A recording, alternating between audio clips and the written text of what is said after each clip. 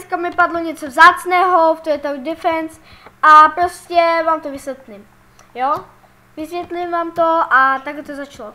Prostě jdu si zapnout Toyota Defense, počkám půl hodiny, než si mi to načte.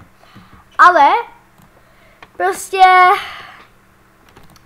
půjdu a prostě mi napadne, že bych mohl prodat pár unitek. Teďka jsem hlavně taky, že trochu, jakoby prostě jsem teďka chudej, jo, ale to neřešte.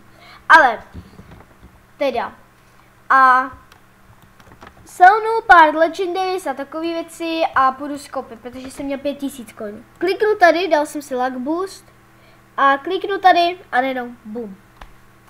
Jo, a tady to můžete vidět a já vám klidně ukážu, mám tady fotku, tady právě máte, tady.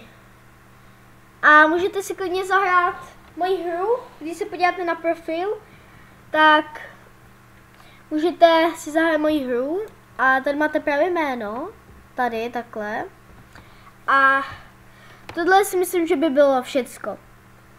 Doufám, že dáš like a odběr a uvidíme se příště. Tak čau.